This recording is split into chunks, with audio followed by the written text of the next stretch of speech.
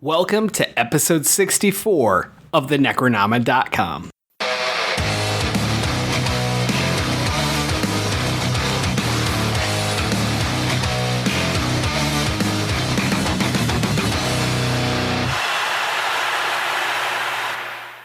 I am James Sabata, horror author, screenwriter, co-host of the podcast you're listening to right now, and I had some delicious oysters last night, but now my stomach's a little messed up. How are you doing, Don? I'm good because I don't eat that shit. I am Don Guillory, author, historian, educator, co-host of this podcast, and I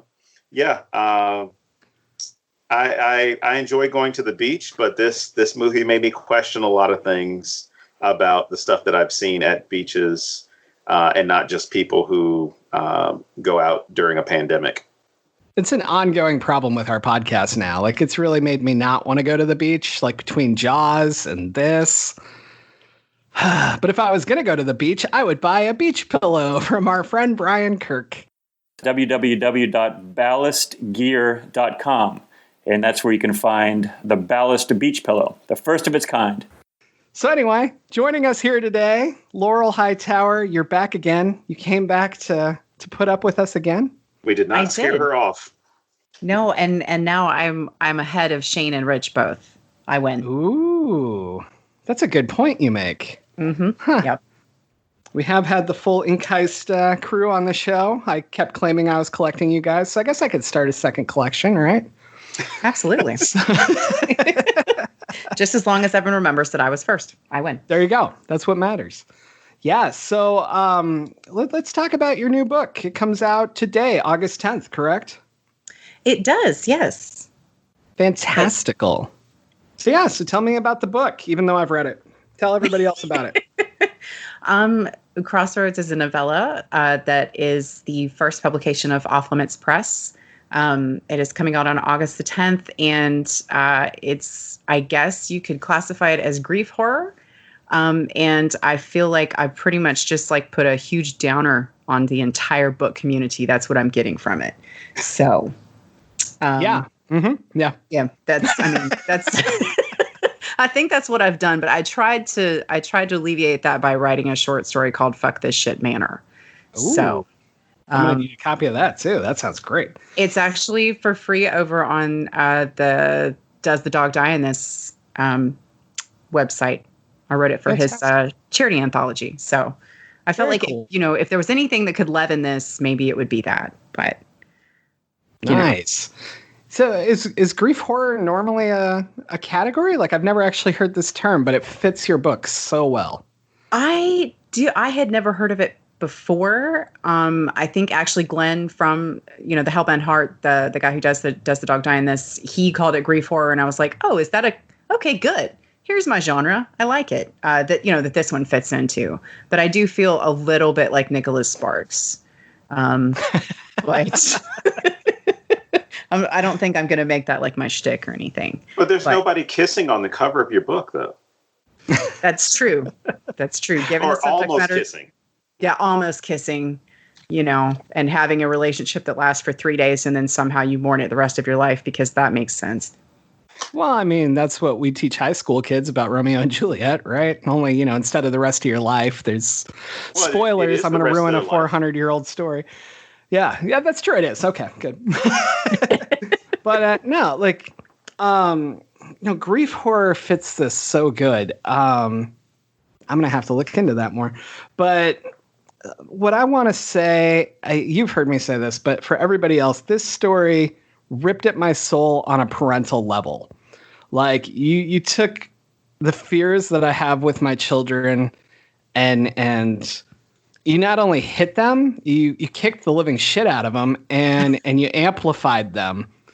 And I always think about the worst part of my kids dying would be them dying. And you gave me an all new fear. So there you go. I mean, it's horror, so I feel like that's an accomplishment. But again, I feel like it's going to get to be the kind of thing where it's like people don't invite me to horror parties anymore because they're going to be like, God, she's such a fucking downer. Jesus. You can still come to our parties. I appreciate that. Most definitely. But, yeah. I don't know. I don't know how much I'm allowed to say about the book or not, so I'm going to keep this pretty vague. But I really liked just the psychology of the main character and where she is when the book opens versus how she gets to the end. I mean, I'm married to a psychologist, so psychology is very huge in our house, and we talk about motivation and why people make the choices that they make and different things like that, and the scars that our choices leave on us. And I was just super impressed with what you did with this journey, and it blew my mind. So that's my vague review here.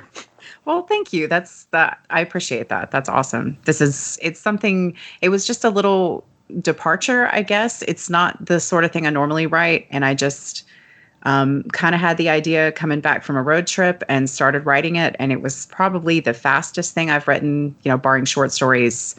And the interesting thing about it is at no point in this process have I hated it.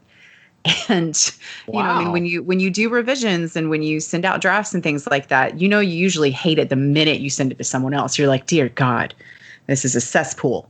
And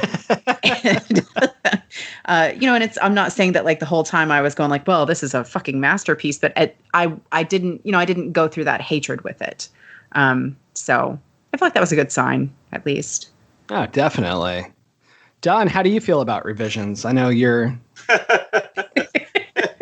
between getting your doctorate and the papers you have to write and your dissertation and such. How are you feeling about revisions? A few times, so no. But as far as the revision process, as far as what Laurel's saying, like it's great to have those moments where I'm revising it. I like this. This is good. I don't hate it because there are a lot of times when you write something, whether it is for the general public, something for yourself, or academic writing that's just going to be within a class or academic publishing. There are those moments where you're like, I hate everything about what I'm doing to the point where I don't ever want to write something like this again. Like last year, I did a paper or article on post-World War II immigration and refugee programs into the United States. I was so disgusted by everything when I was done. I'm like, I'm not even going to include this in anything I do in the future because it, so much went into revising, editing, getting things back, redoing it. And it's just like, no, I don't want to see this again. As opposed to, from the pieces that I've discussed about your book with James, just how it's just great. And I'm glad that you didn't have that moment where there were issues where you didn't like something or you found something to be problematic, because I'm like, man, there was some magic happening then. Well, thank you. Yeah, it was good. It was a good experience because that's not normally how it goes. Well, I'm going to tell on James because a lot of times when he reads something or he watches something or we talk about something we both read, he often gives they could have done this, it could have done this. I never heard that once from him. It was more basically what he told you as far as like, this tore my fucking heart out. And I'm like, well, what happened? He's like, well, this happened and this happened and this happened. It's I ruined the book for him because he doesn't have any time to read. So I told him everything. Well, yeah, that's why he told me what was going on. And I'm like, holy shit, that is brilliant. And it just keeps talking about how much it affected him and made him think outside of the realm of that book. And I'm like, that's what it's supposed to do. And so many people struggle to get to that point where it's about the impression that you make beyond the story to where you're touching that person or helping that person have that experience or work through that experience. So I was jealous because he read it and I'm like, God damn it, I don't have any time for this. It's the joy of the show. I get all the arcs and Don gets nothing. Because he knows I hate spoilers, but I was like, no, just go ahead and tell me. Tell me what happened. Tell me what happened. Because he was way too excited about the book. And I knew if I had my hands on it, I would have sat there and probably stayed up really late when I was supposed to be doing something else or grading papers or doing my own writing and then getting mad and saying like, you know what, I'm never writing again. This was too good. Yeah. So my revision process works more like this. I write something and I say, well, that's shit. And then like 3 days later, I read it and I'm like, oh, good. The elves came and they edited it and made it better. because for some reason I can't believe that it was ever good. So somebody must have fixed it in the meantime, right? So then I get like cocky about it and I'm like, oh, this story is great. And then I give it to somebody and they ask me one question and I'll be like, I'll be back. I have to go rewrite 6 chapters. Goodbye. and it's just that process over and over again. So yeah, that sounds familiar too. Yeah, let's talk about the beach house. So why did you choose the beach house?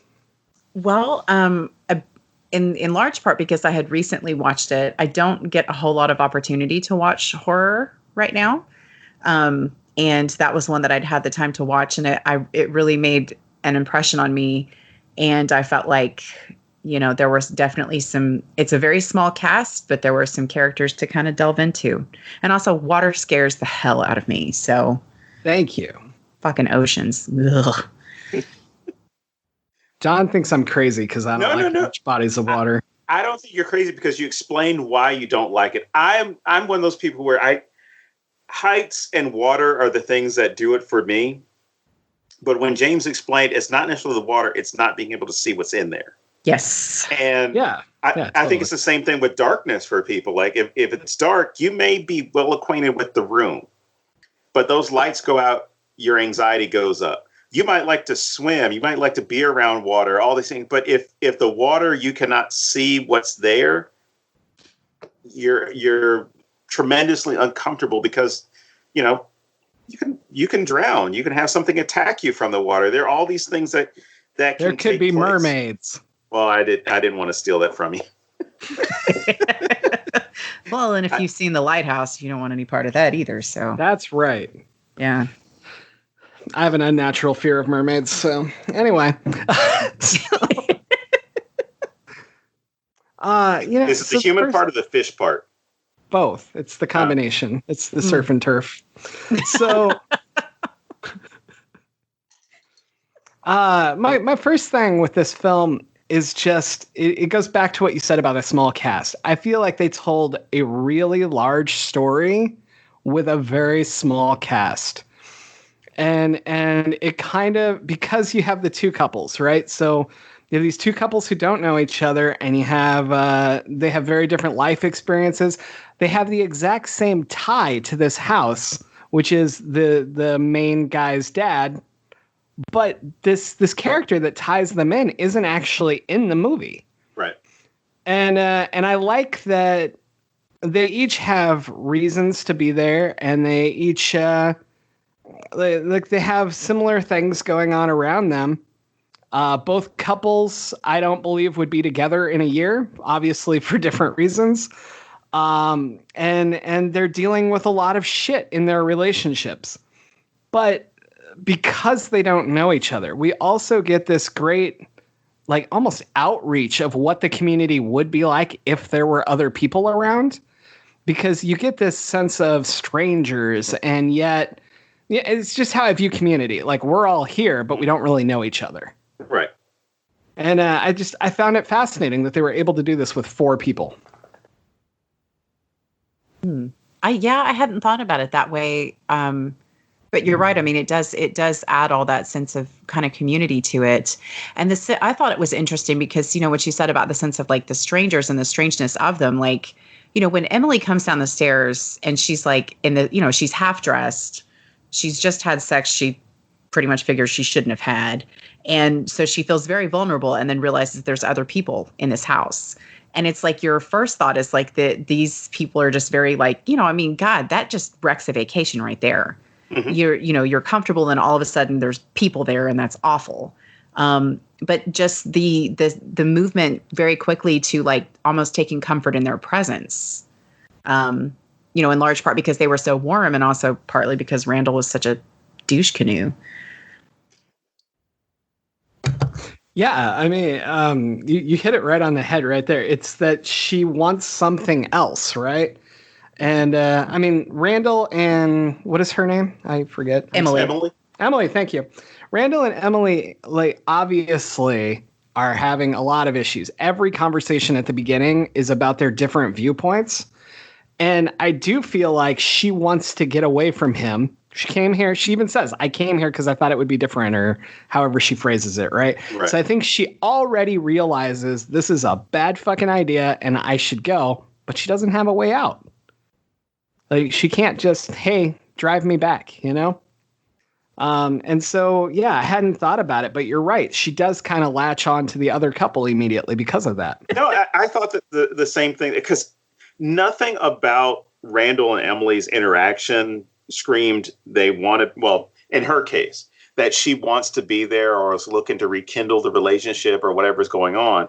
It just seemed like she needed to get away, and he probably needed to get away as well. This may have been one of those young things of, hey, let's see if we can work things out or work on a relationship or whatever, you know, as far as the genesis of them being there or the cause of them being there.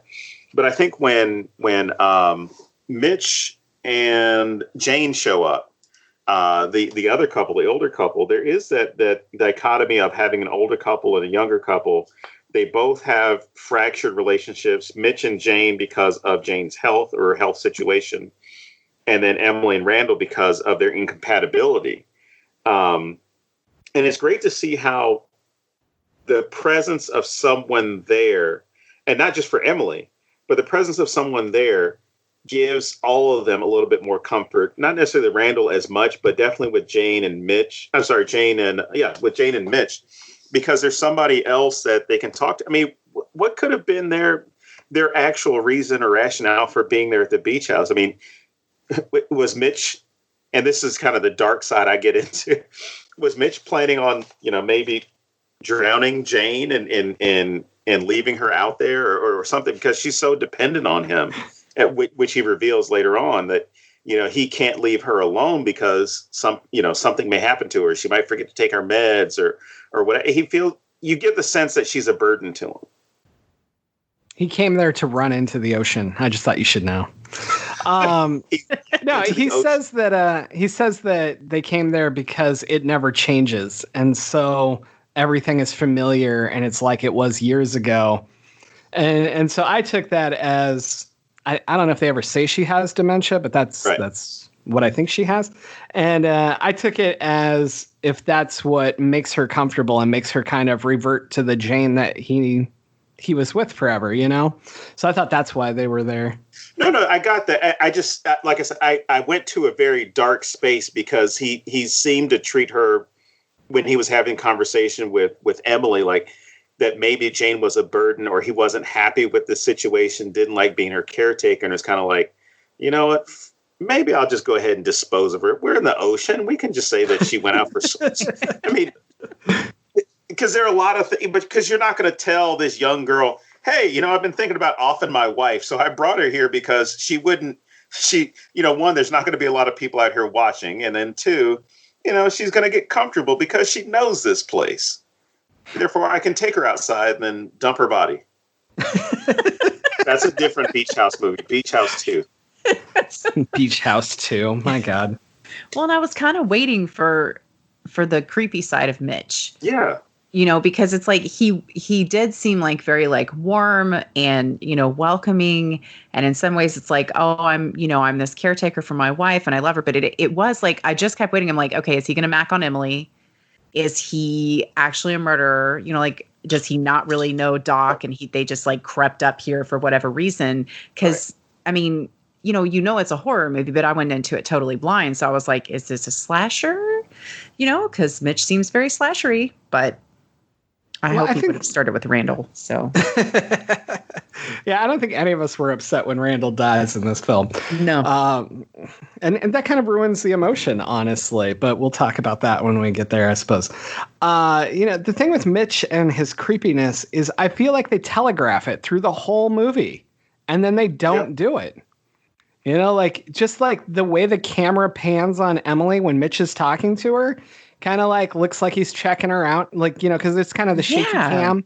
So it kind of looks like he's like moving his head, like looking around. And then when she's on the beach and he like magically fucking appears next to her and she's in the little bikini, you know, like you can tell she's very uncomfortable with it. And so then I wondered, like, were they telegraphing because they were going to do this? Or is it all just Emily's reaction to a man? And I thought that was actually really cool because I don't see that a lot, and yet it's so fucking real. You know, like just having to assume that guys you don't know or guys you do know are gonna try to do something to you. That is a really good point, and it just sort of occurred to me, like, as you were talking about it, the way that colored my reaction to it, because it was like I felt like he was creepy.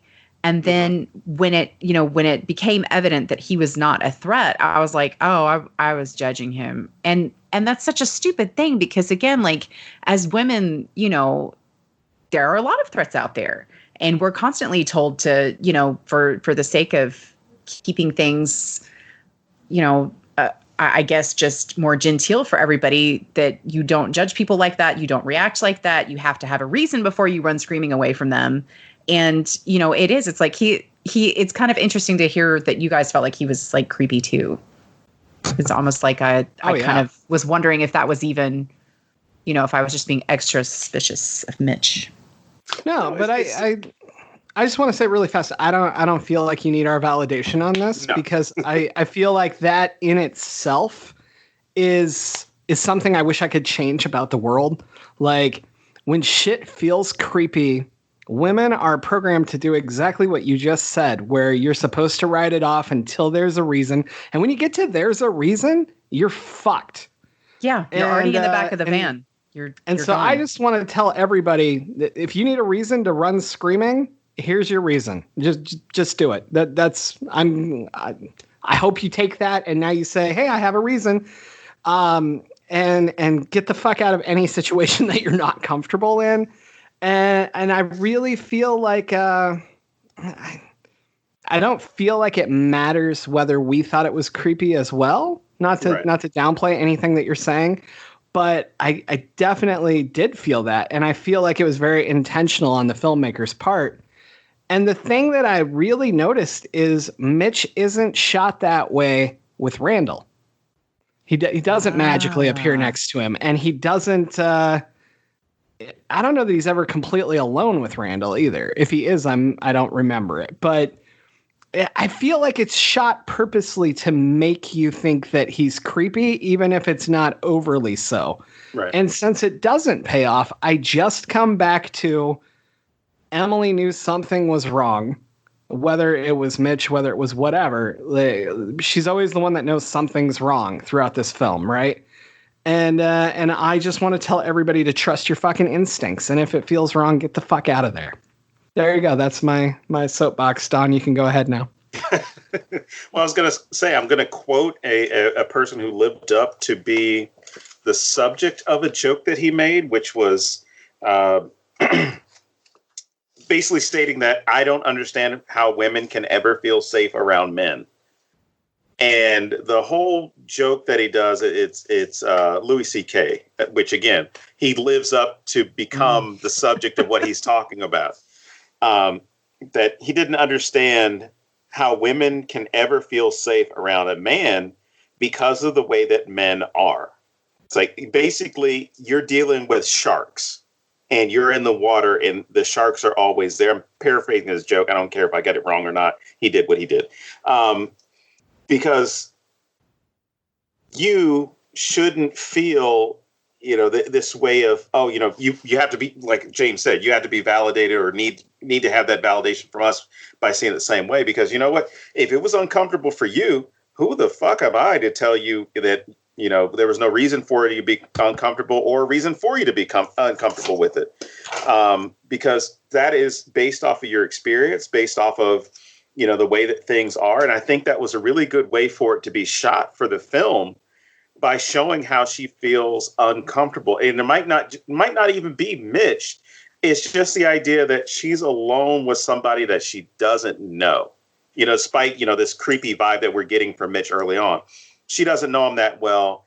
And here this guy is having these conversations about, his life and all these things to try and connect with her. But it seems as though he's more trying to connect with her, not necessarily from some creepy guy angle, but if he's with his wife all the time and he's not able to have these conversations, he's not going to, complain to his wife about, oh man, this is so fucking hard taking care of you and I hate doing it, or I'm really tired of doing it, or anything like that, or telling anybody else. Sometimes you find complete comfort in venting to someone you don't know about your situation, whether you're venting or not, just kind of expressing like, man, she wasn't always like this.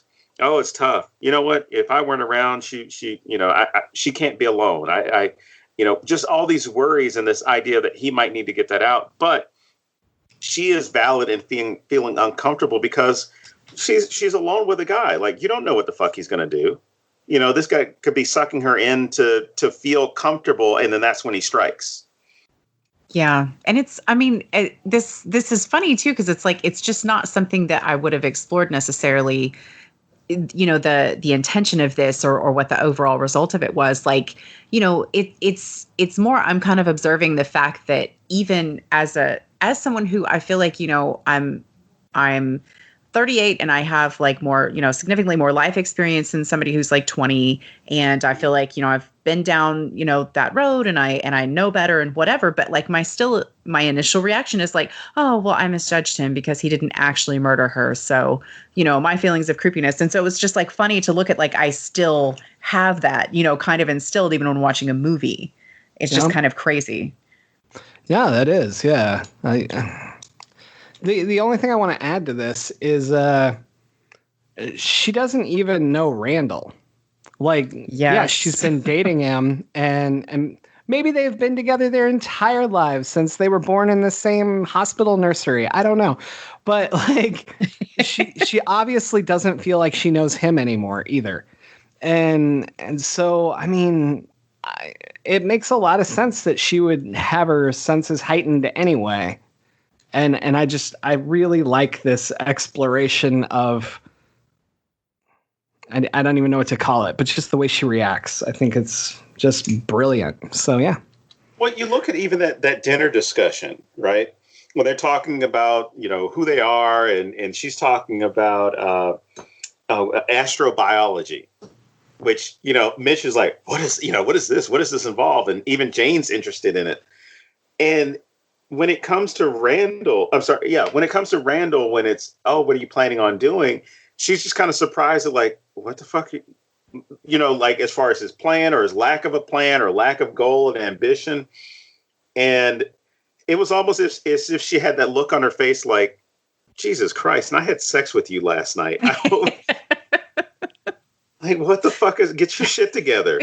And I'm just marveling at this young lady who's talking about the randomness of our existence. And I wrote that one down as a solid point, because you have to think about when she's talking about how if one thing didn't happen, we would just be dust, or, we'd be off somewhere else, or we wouldn't exist. And all these random events had to come together to make Earth a place that was going to be habitable for us. Right. And then think about the randomness of them running into each other. And it may not even be random. It just comes down to Randall not asking his dad if anybody else was staying in the beach house. And, just assuming like, fuck it, I know how to get in. I can get in the house. Nobody's ever there. And his first response is, it's not my fault. Right. Like when she's like very reasonably like, what the fuck? And he's like, oh, well, we're strained. It's not my fault. It's like, who of a reasonable age even says that of their first interaction with somebody? Like, it's not my fault. Okay, that wasn't what, but it's such a, yeah, I love that dinner conversation too. And it was actually kind of what made me like Mitch a little bit, was because he didn't let up on Randall. Mm-hmm. When it was like, oh, I left college. He's like, wow, your dad must be really disappointed. That's a terrible. I'm just like, dang, going for him, Mitch. But I kind of like that. Yeah, no, and this goes back to what I was saying about how I don't like Randall's death because it means nothing to me.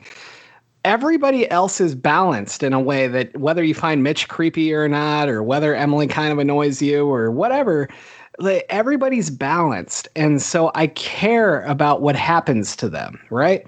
Randall's just a douche. Yep. He has nothing redeeming about himself. He doesn't have an arc where he's really even slightly redeemed. And so I just don't give a shit. And when he died, I was like, oh, thank God he's out of the way. Like, I thought this was going to take another 20 minutes, you know? But it's part of my issue with it. Like, I feel like that moment where he dies, not to totally skip ahead, but I had to, Emily is so invested in his death, and she's hit so hard by it. And I feel like I didn't have that as an audience member. They gave me no reason to be invested. And so instead, my reaction to her is, oh no, girl, you're so much better off now. Like, you don't have to carry him around, and you don't have to do this, and you get to get the fuck out of here. You know, like, I don't know. Like, did you guys have that? Were you so disconnected from Randall that you were kind of happy he was dead? Well, yes, and because, again, I didn't care when he died. When he was dying, or at least affected and crawling through the house and throwing up and everything, I was like, all right, he's going to be a zombie. He's going to turn into something else. And then, yeah, his death is dragged out. But I didn't see Emily's response to him as being, oh, shit, I've lost Randall. I saw it as more as like, oh, my God, I'm fucking by myself. You know, am I next? What's going to happen? You know, just that uncertainty of what would happen to her, as opposed to, hey, this is somebody I've loved. Like, I could see that relationship, or at least that reaction between Mitch and Emily. I'm sorry, Mitch and Jane, when, you know, if they had been together when one of them died. You know, if Mitch has to watch Jane die, or worse, Jane has to watch Mitch die because this is the place where everything's normal, and now he's gone. Especially after he made that comment about, like, oh, you know, she needs me. I have to take care of her. I have to do this. That would have been one of those things where it would have been more focused on their relationship, their connection. Whereas Emily and Randall, I didn't give a shit when he died. And for Emily, I just saw it as more an issue of, I'm by myself. I don't know anyone here. Like, this was Randall's family's beach house. This isn't my shit. No, that makes sense. What about you, Laurel? Is that how you felt, or? Yeah, and I think it might in part have just been because, like, I was, you know, identifying with her in that moment, and I was just like, good, that fucking albatross just passed out. You know, so, like, it's going to be a lot faster from here on out. And it was also like, I was like, this is a microcosm for what your life would have been like. You would have been like this, your entire relationship, you know, talking about how worthless education is, and if the whole point is just to get a job, and you're like, yeah. Who needs that, you know? But I was definitely relieved when he died, because I felt like now you only need one air tank. Move on, you know, you're good to go. It was actually, it was a really satisfying death, honestly. It was, yeah. Yeah. Yeah, I just didn't care about him, but no, I did enjoy him dying, so maybe I connected on some level, huh? So let's talk about what's happening in this place. They arrive, and there's no people anywhere. And Randall kind of writes it off like, oh, people don't show up till after Memorial Day, but that's ridiculous because there would be somebody, you know? And I like how that starts to set the isolation, even if it's more for the audience. But then when we get to the weirdness that's actually happening on the shorefront, and the, I don't even know what to call them. So if you guys have a word for it, the growth that takes over Emily's foot, for instance, you know, this whole thing just gets so strange so fast. And what I like about it is it's absolutely never explained. We never really find out what the hell happened here. And so that makes it creepier to me. But it's still so relatable that anyone with that fear that I have of what's in the water, right? Like, the entire reason I have that fear is I don't know what the fuck's in the water. And when you're in water and you can't see, you can step on something that is totally normal, like a rock or mud or whatever, and your brain can go 900 billion other places with it. So then you add in the stuff that you're not used to. Like, I don't know if you've ever had a fish rub up against your leg, but fuck that shit. Yep. And so like, as I was looking at these, I don't even know. Sea dumplings? Yeah, the sea dumplings. Sure, that's a great name for them. As I'm looking at these things, I'm sitting here going, "Yep, see that? Fuck the water. I'm never going in the water." But no, like let's talk a little bit about what actually happens here. So, do either of you want to jump in on that? It's all yours, Laurel. Okay. Well, so what I was kind of taken from it, like from what you see at the beginning, and then the little that you hear from like the AM radio station she tunes into. And I think the lead in too was in part where she was talking about how all the other planets are, they're not inhabitable just because of their conditions. And I took it to be that something that actually made our planet more like those had been kind of locked away and got released out of like a coral reef or something underneath there. And it was kind of stemming from this location, but it was just sort of almost like not a big bang, but the sort of thing that just was happening to kind of change the environment.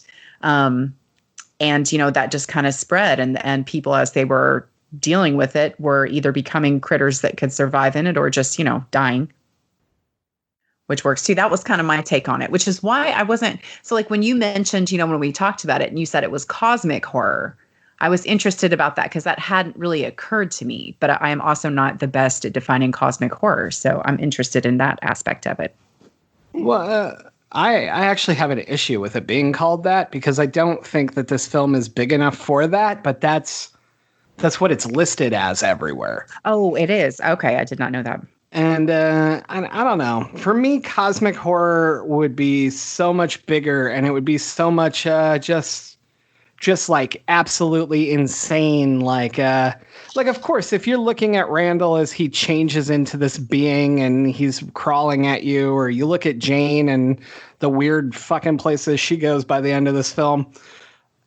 Yeah, of course, that could make you crazy. That could make you sit there going, what's happening? But I don't feel like it's deep enough. Like it's not on a Cthulhu level to me or just anything like that. So I'm not really positive that I agree with the cosmic horror label, but I don't know. Maybe I also just have a different definition than other people.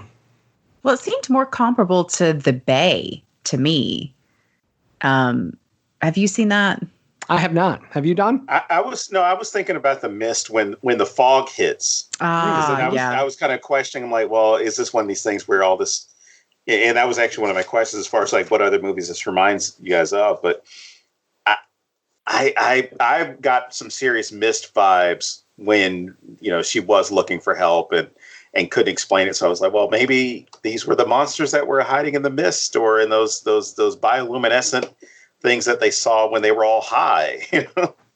Oh yeah. And I mean, I guess the implication was that those were inhaled and then created some of this, or I don't know. It's still that thing of not explaining it, but it's good that they don't, because then you get to speculate as to what was going on. I mean, was this an alien invasion or maybe, what's it called? The offshore drilling knocked something loose and, all these things came out, like, I think, what's that movie? Silence on Netflix, where, they were in a cave and they knocked loose these primordial beasts that went and killed everybody if they could hear you. I haven't seen that one. It's decent. I liked it better than the Bird Box adaptation, because this one, it made use of ASL and it made use of this. I'm sorry? Bird Box or A Quiet Place? No. Neither one of those is called In Silence. No. I was asking which one. You said that you liked it better than Bird Box, but Bird Box was Sight, so I was wondering if you meant A Quiet Place. Oh, no. Well, I could apply to either one. As far as the way that Netflix was able to adapt an ability or an ability-based horror.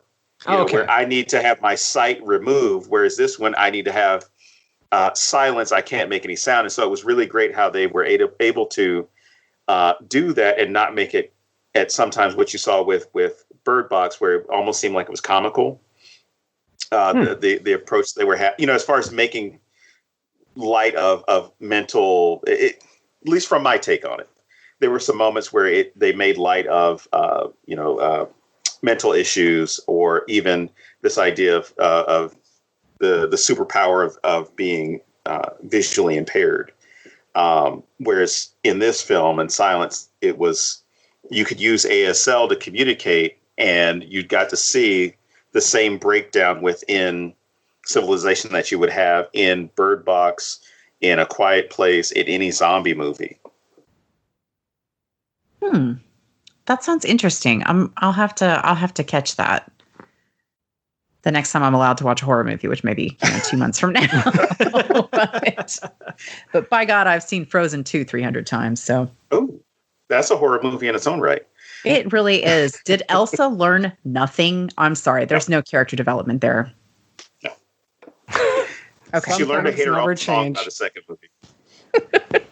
But yeah, I mean, like a lot of these movies where there is this creature that we don't know what its origin is, it adds to the horror, right? Mm-hmm. Because now you're in the same boat as the people that are in the film, because whether it happens to be A Quiet Place, The Beach House, In Silence, or even Bird Box, you don't know as a human being involved in the story. So why should I, as an audience member, know all this stuff that the character doesn't? Because then I can't connect with them as much, because I'll say like, oh, what the fuck are you doing? Why are you going that way? Because the monsters are going to be there because they're attracted to the color blue. And, it's one of those things where you want to see these people figure it out. And the great thing is, when they do finally figure it out, you see all the steps that they took to get there, because that's how all of us would treat it. We're not going to be able to Google, what kind of monsters are these that are chasing me down the street? Don't think I wouldn't try, though. That'd be like my first stop. I'd like find a mailbox to crouch behind and Google that shit, see if somebody had already put something up about it. Taking pictures and loading it to see if Google has any that are already there. Yeah. I'd tweet it. Search the monsters. I'd tweet it. Anybody know what this is? What is this? And then you just get a bunch of response. Just get a bunch of responses of everybody being like, what the fuck is that? And that's all you'd get. And then you'd die and you still wouldn't know the answer. But maybe I would have helped the next person, in an altruistic Twitter world. I don't know. Well, that's a good point about how that's constructed. Yeah, that does make sense, because if we knew more than them, that would be significantly more frustrating. I think that's one of the problems that people have with slashers. They always think, oh, these people are so dumb. They do this and they do that. They're not taking into account what the people in the story actually know, or where they can go, or the fact that they're supposed to be like 18 years old. So they're probably not making the best decisions to begin with. We always look at it as, well, I've seen 7 other Jason movies. Like, all you got to do is blah, blah, blah, blah, blah. Well, they haven't. No. And even then, for them, just kind of like this story, let's imagine, there's a beach house too, right? The same type of infestation or invasion takes place somewhere else. Do you really think that where this happens next is going to have access to the information of what took place at this beach? Because even when Emily is asking for help, the help that she gets in response is, go back in your house, close the door, seal the windows, don't breathe it in. It's not, and she even asks, she's like, what's going on? I'm out here. And this, it's like, it's not a fog. It's not a fog. Nothing else is given. And I'm sure that all the people that would have died there, kind of like what you see in movies like The Crazies, we probably found out that this was like a government experiment that got fucked up. It was a radioactive leak, and it activated the dumpling fish, and and they mated with jelly and amoeba, and created some new monster that could now use your body as a host. But they're not going to have access to the information. So if there is a second one, you're not going to know. So no one's going to go to the beach and say, hey man, don't make sure you wear shoes on the beach today, because those crazy weird alien fish are going to be out here during low tide. If they make a second one, I hope it just starts with one of these creatures in somebody's basement, so that they have absolutely no idea what to do with it. The dumpling? Yeah, yeah. Or even like Jane's final form or whatever. Like, Just any of Can that you stuff. imagine? You came into your basement and that thing's waiting for you, staring at you. Yeah. I mean, honestly, I'm in Kentucky and I'm armed, so just probably would just ask questions later. But that, speaking from experience of having an unknown snake like somehow make it into our basement, we did chop its head off without really trying too hard to figure out what kind of snake it was. So if you ever want to visit me, that's fine, but I'm not coming there. So, Well, I just thought you should know. Is that because you're afraid I'm going to chop your head off? Because just like call first. No. I'm fine with that. I'm scared. James of the is snake. acting like there aren't snakes and scorpions where he lives. Absolutely not. Not here in Arizona. Not a single one. I was confused Scorpions as to don't how it frighten ended me. up it came through like I don't know, like it was just like in the middle, like at the bottom of the stairs. And I kind of feel sorry for it because it's like threatening, screamy face was probably it just being really freaked out. It doesn't matter though. You don't It looked up and it was like, friends. And then he chopped its head off. So look for Laurel's next book from the snake's point of view. No. So. Here's what I like about the setup for the film, and I found myself asking this question because I've talked to James about it a few times as far as the idea of the beach and what, whenever we have these water discussions, I always tell him like the beach for me or the ocean itself is always a peaceful place for me. Like if I go visit my in-laws in Mexico and I try to go to the beach because they live in a beach town. I try to go to the beach and just to sit there and listen to the water because it's so calming, right? And I like that they set this up as it's a couple that's going to a beach house. Just the title alone should fill you with a sense of tranquility because we don't look at beaches or the coast itself as being these places where, all types of crazy shit can happen. We look at it as a refuge, an escape. And that's what, they initially go there for is to get away. So we don't think of it as a threatening place, but it's quickly, turned into the possibility that this can be. But I mean, what are your impressions about other safe places or other places that this might work that we typically associate with, I don't want to say nonviolence, but, just peace and serenity?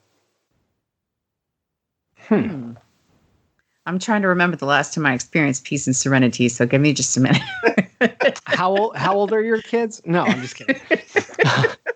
That's how I know how long it's been for me. I want to say really fast that the beach does the exact opposite for me. It's extremely anxiety provoking. I hate literally everything about it. And so, of course, my in-laws live right on the ocean. like their house overlooks the ocean. So then you go down to the beach right there, and there's nothing at all peaceful about it for me. I mean, as far, and I'm sure there are different circumstances there, but I mean, as far as like the beach itself, not, people partying on the beach or drinking, relaxing, music, all the stuff that's out there. It's just kind of like that scene of water meeting earth. Nope. Hate it. Really? Yep. That's water again. The mermaids. Yeah, it's everything. I don't like sand. I don't like water. Yeah. So, but to answer your question, I would go with like a little peaceful stream by a cabin in the woods. And just like, you're out there, you're trying to be isolated in that situation. Okay. So I think that you could tell this story there as well. And it would be extra weird. Like if it's just like a little normal stream or even not a huge river, but like, just some water. Cabin in the woods. Yeah. Yeah, that kind of a scenario.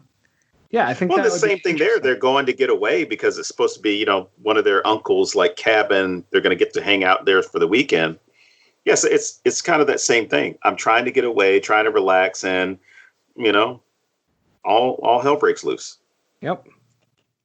And I'm trying to think like for myself, especially because I am terrified of water, but I do love going to the beach because I'm with you, Don. Like it's really just like being there and water at night. Like the idea of getting in it is like utterly horrifying. Right. But being on the beach at night is just really super peaceful. and I love it, but I like, given what a hermit I am, I'm just wondering how long it would have taken me to realize that there were sea dumplings and creepy people, because like I would honestly have looked at that line of sea dumplings and been like, the fucking jellyfish here are huge. I'm going back to my house. This is bullshit. They're going to touch me. I would have been looking through the blinds like, what the fuck is that on the beach? All right, kids, we're not going outside today. Because the first thing they would do would be to go pick up a sea dumpling. Look at this. Don't put it on your sister's head,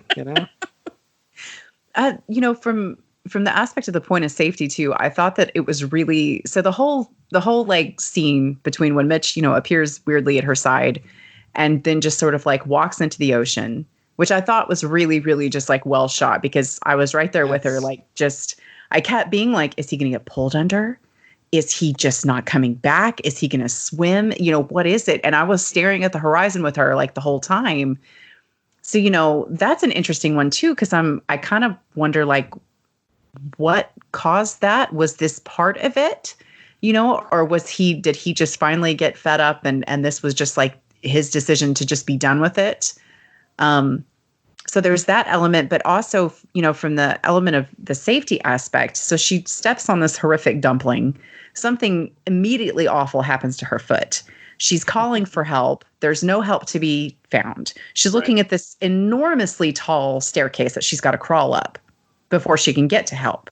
She crawls all the damn way up thinking all I have to do is get there and then I'm going to get help. And she still ends up having to take care of it herself. Let's say that she finds Randall. Was he going to do that? Was he going to fish the worm out of her toe? Like, I probably would have just set myself on fire at that point, because I'm just not sure that I could have continued looking for the worm or whatever was chilling up in her foot. But she did, she really just kind of gritted her teeth and did that. And there wasn't anybody there who could have done it for her. Emily makes a statement about, we have to keep going. And my question always is, why? Like it looks like it like there is nowhere to go. Is it an issue of it's coping, or you're in denial of what's taking place? And then, of course, her final words to herself with, don't be scared. I thought that was interesting, because that was repeated a number of times throughout the movie, like at different spots. Like the first time you hear it is when Randall is, basically trying to talk her out of actually having any sort of a life. And it's just like, oh, don't be scared, and then Mitch talking later about just basically being a little bit freaked out by the idea of what she's studying, the astrobiology, all these things out there. And he's just like, it's that creeps me out. She's like, oh, don't be scared. It's just, it's just science. And I thought that was so interesting that she's the one left. And that's what she says kind of. Was there anything going through her head at all at that time? Or was she, welcoming our alien overlords? Or it makes me question, is this an idea of she's finally coming to grips about what's going to take place to her after seeing what has happened to other people? Is it going to be the same for her? Is she going to be, a passenger while this thing takes over her body, kind of like in Get Out? Or is she going to be in control, but then, any of those base urges that you might have, those animalistic tendencies that you might have, would take over? Is this one of those lizard people things that she's going to end up there? But it's the more primordial part of her is going to have control, where she might still have a little bit of reason. Like, did this enhance Jane? That's another question I have. Because Jane, if she had dementia or Alzheimer's, does, I guess, having the seafood or the alien spore or whatever the hell that happens to be, does she become enhanced as far as she's physically and mentally there, just not in a way that you would recognize a human being to be? Yeah. And especially because, are these people who've been affected, are they being changed to be able to deal with the changes in the environment? Right. You know, are they meant to survive in this changed form, or is it simply like, well, you're going to die and some of you are going to die more horribly than others? But then this is, go ahead. I was going to say that this becomes a question. What is death then? I mean, is death going to be, you know, the physical death, or is the death, because you see that some people do die, but is it going to be an issue of what you were, it no longer is? I mean, I think that's the overall theme right there. Like, what do we devote our lives to? And then how does it affect who we are at the end? Mm-hmm. Whatever Jane devoted her life to isn't there anymore. Right. And whatever Mitch was devoting his life to, it's now Jane. And then you have these two that are trying to figure out what to devote their lives to. And look where the fuck they end up, you know?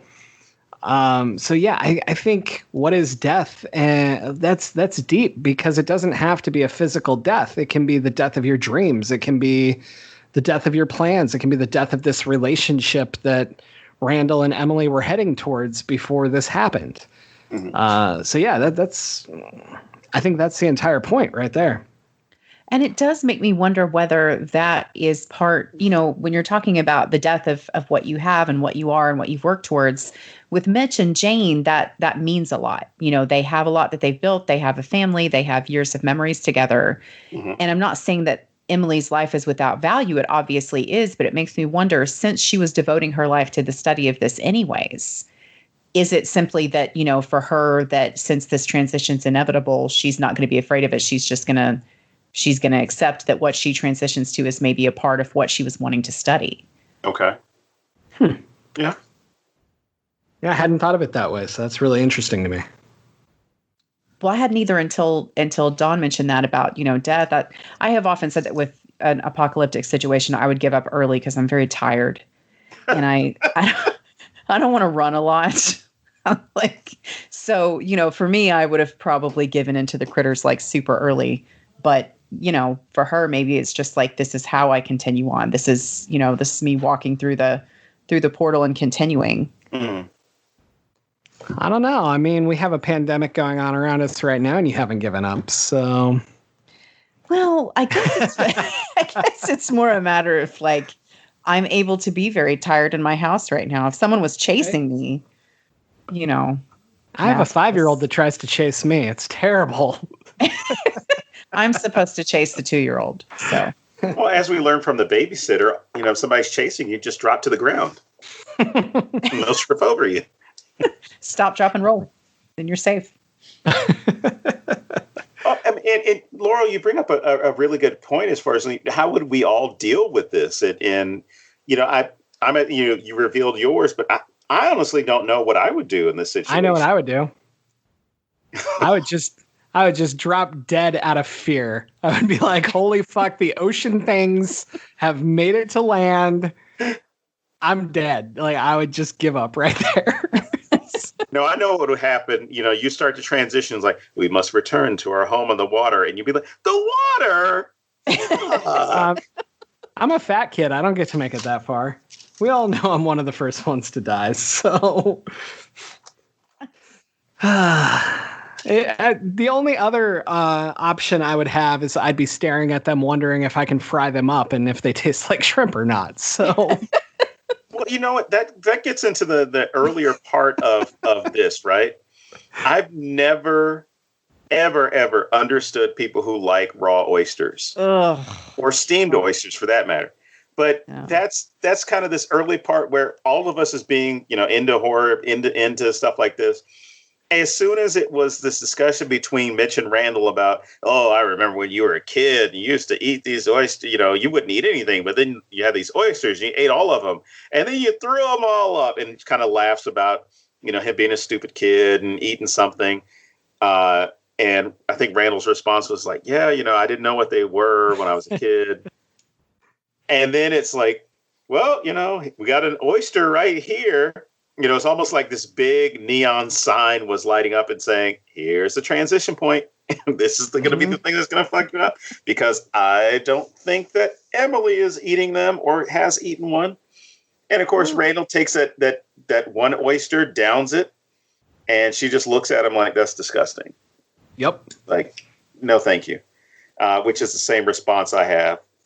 If you fry it, maybe I'll eat it, but I'm not eating those things raw. It's disgusting. I'm still not eating it. So, Oh, well, and so I was kind of interested, like I kept waiting for something to happen with the oyster because they were talking, I guess about the astrobiology, and there's this big close up on the oyster, and it seems like it's kind of bubbling in there or moving. And I'm like, okay. So, I mean, I assume the oyster was also infested or something, but I don't know. I guess that question was never answered either. That's one of my big problems with this, actually, is I feel like we got two origin stories. I feel like the oyster caused it, and I feel like the stuff in the air caused it. And then the oyster theory is kind of destroyed when she calls for help because, he clearly basically says it's about the shit in the air and to go home and close your windows and that whole thing Dawn was talking about earlier. And this is why I feel like there's something that didn't get cleaned up with making this film.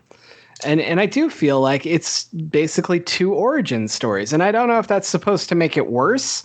Like if they were more susceptible because they had the oysters on top of the shit they're inhaling or what. Like, I don't know. It was just very odd to me because they do make such a fucking big deal out of Emily not eating them. And then she's the one that's not affected by it the same way. Well, I didn't see it as two different origin stories.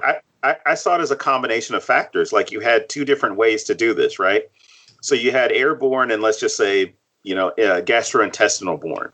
So let's assume that so you're speeding it up. Yeah, the shellfish itself was already infected by the sea dumplings or the space dumplings, right? So whatever was in them, they'd gotten into the shellfish or the fish in that area or any of the waters there. It's just like when you have like toxic algae. And if anybody is a marine biologist listening to this, I apologize if I get any of this wrong. But, it happens to infest anything that's in that water. I don't know if there's an airborne component to it, but you really didn't see, as far as what I remember, you didn't see the airborne thing until those sea dumplings were on the beach. So maybe it was, you had the part that could be ingested because they were in the water. You're not going to release, a gas into the water because it's not going to stay there. But you release these parasites into whatever is there, the fish, the shellfish, whatever. And that gets eaten. They have to transition based off of that, but then you also have the airborne part of it. So I don't think it's necessarily, from my standpoint, I don't see it as two different origin stories. I just think it is two different ways in which people become infected. Just like if you look at, I shouldn't say any number of diseases, but some diseases where they can affect you through an airborne way, bloodborne, or any other bodily fluid. Touching surfaces, things like that. So I think it just offers you this idea that there is no escape from this if you're in the area. Well, did you get the impression that Mitch was infected? I mean, I wasn't sure. That was what was so weird. So I feel like he is solely because of how he basically glides on the water. Because he doesn't go into the water like you normally would, like he seemed like, I don't know. Well, maybe I was looking too much into it, but it just seemed weird. Well, maybe those pot brownies made him more susceptible to the space dumplings. And you saw how high they all were after dinner, especially. What the fuck were they taking, by the way? Like, where did they get this level of stuff? It was a good dispensary, apparently. But maybe that was one of those things that helped him unlock some connection with the aliens. I'm assuming they're aliens or those other beings to where, they got in there like, hey, Mitch, hope you don't mind us taking over your body, but we need to go for a swim. We got to rehydrate. Actually, I just realized maybe Mitch is like how I would react in the apocalypse. It's like I look around, there's sea dumplings, there's people killing each other. I'm still caretaking, and I'm like, I'm really tired. I think I'm just, except I wouldn't choose that way because fuck the ocean. But I mean, I couldn't tell if he was infected or not. He seemed very with it and just sad and also creepy, but that was just sort of his whole persona. But yeah, maybe, I mean, no, go ahead. Oh, no, I was going to say, maybe for him, it's not an issue of being infected. Maybe for him, like I was saying earlier on, maybe he had intended to kill Jane or maybe even kill himself out there. And it's just his whole situation is weird, especially at the beach, because like, I'm going to go for a swim. And then you see him just walk off into the ocean.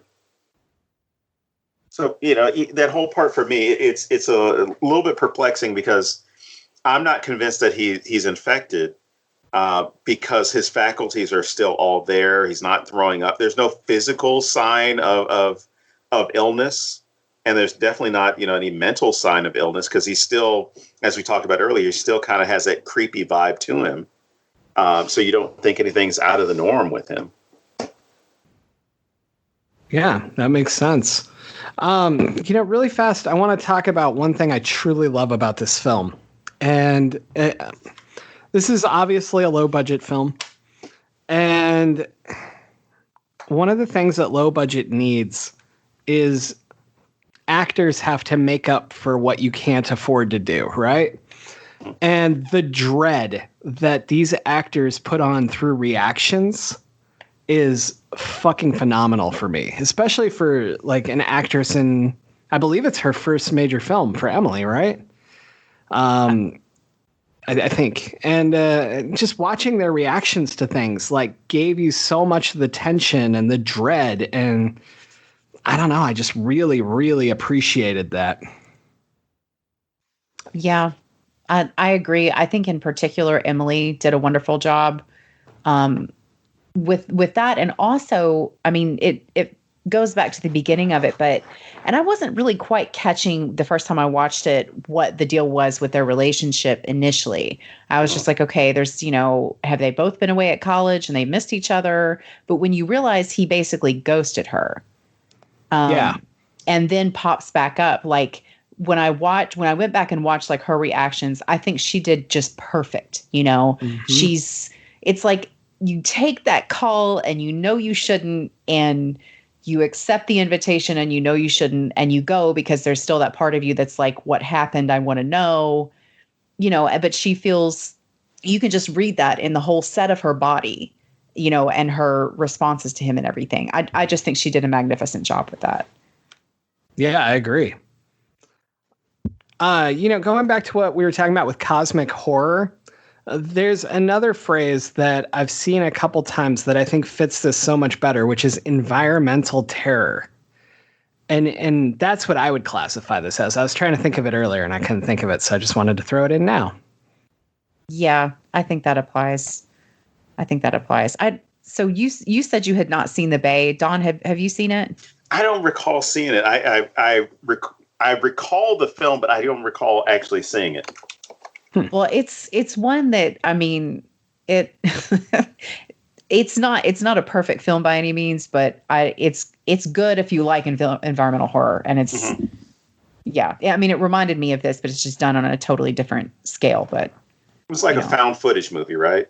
Yes, it is. Okay. Yeah, and it's just sort of the infestation and how it happens. It just sort of reminds me of this, but I won't spoil it since y'all haven't seen it. Okay. Oh no, go ahead. We don't care. I'm going to start watching like, oh yeah, I did see this.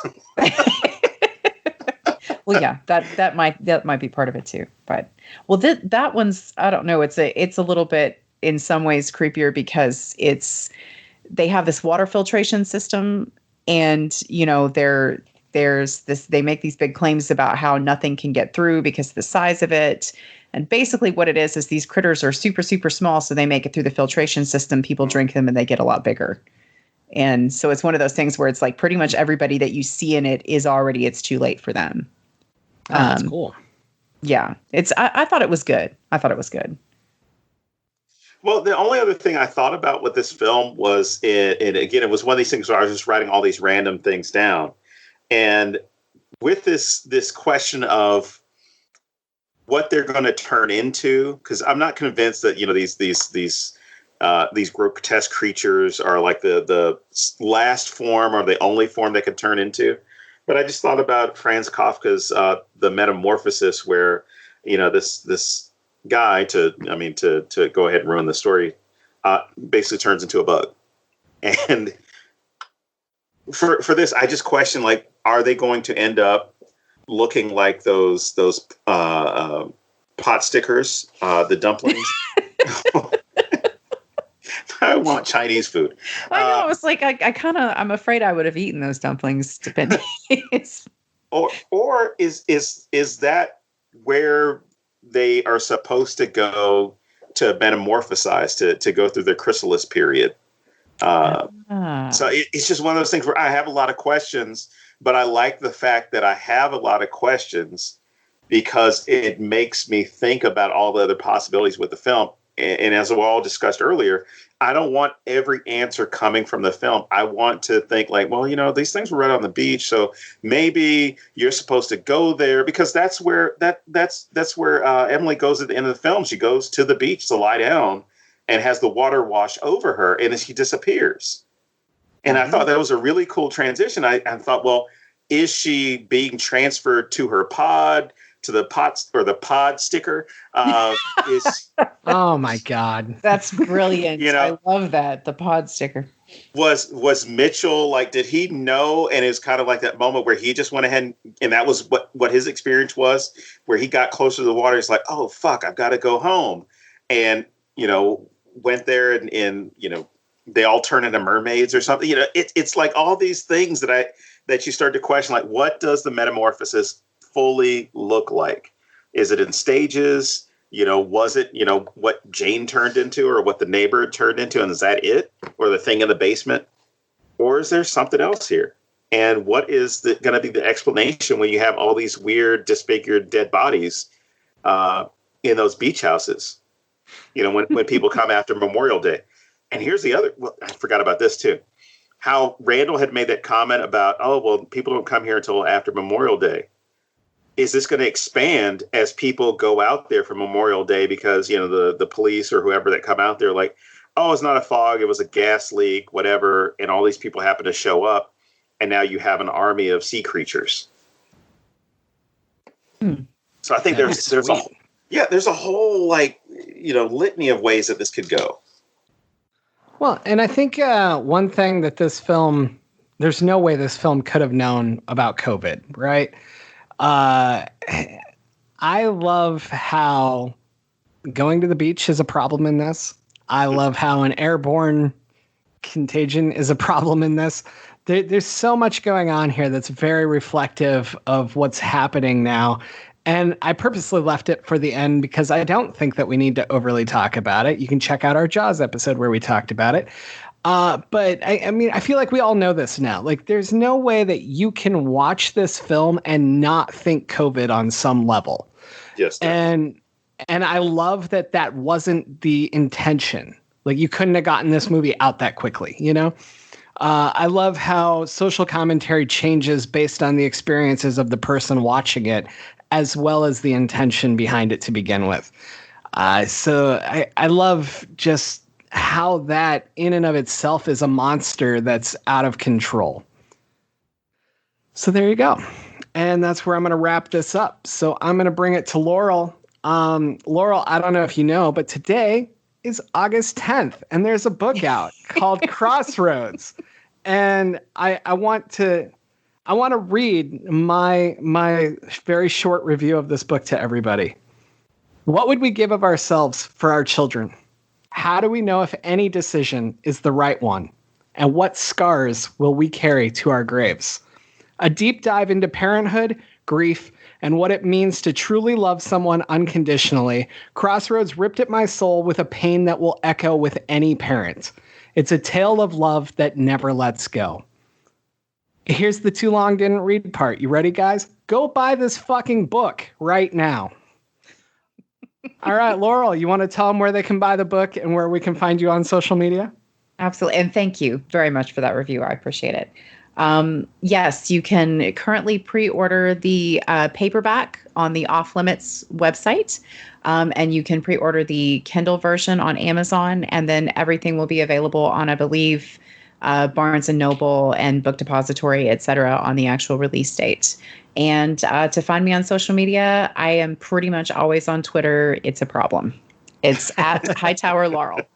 So yeah, come find me. I will almost certainly be there. Excellent. Thank you for coming back. I had a great time again. Yes, and, so did I. Thank you, guys. And now you're winning 2-1 to 1, and Shane and Rich have to catch up. So tell everybody about Ink Heist and the many, many reasons they should go listen to your show. Oh, yes. Yeah. So I am 1/3 of the Ink Heist podcast with Shane Douglas Keene and Rich Duncan. And we talk to authors, and we're getting ready to start having some poets on, and sometimes publishers, etc. So it is extremely irreverent, incredibly unsafe for work and or small children. And yeah, it's a lot of fun, though. For us to make it. I don't know how people feel about listening to it, but we really enjoy recording it. So I absolutely love it. I mean, I've said this on every episode you guys have been on, but it's one of my favorite podcasts. And yeah, I would agree. It's not safe for work or small children or small children who are working. So leave them out of it and go enjoy this damn thing, because it's awesome. I particularly love, like, you guys are just so incredibly honest. Like, you're 100% yourselves, and just like your friendship just shines through. When you guys talk to each other, it's literally, it's like listening to siblings, you know, where you kind of pick on each other a little bit, but then you also, like, you can tell you truly respect each other's opinions, and you really individualize each episode. And I think that just shines, and everyone should listen to it after they buy your book. Awesome. Thank you very much. I appreciate that. All right, Don, you got any final thoughts? No. Just I'm glad Laurel was not scared off by you. I mean, I'm charming, and the thing is, sometimes my charm isn't enough. So. You're definitely the Mitch of this group, yeah. Hey, I'll admit, I've had my creepy moments. As long as I'm not Randall, I don't care. But no, I'm glad you came back, and I'm looking forward to when the score is going to be 3 to 2 to 2, or maybe even 3 more. to 1 to 1. Who knows? Yeah, hard to say. Well, I appreciate you guys having me back. Absolutely. All right. So until next time, I am James Sabata. And I'm Don Guillory. And we will see you next week here at thenecronoma.com.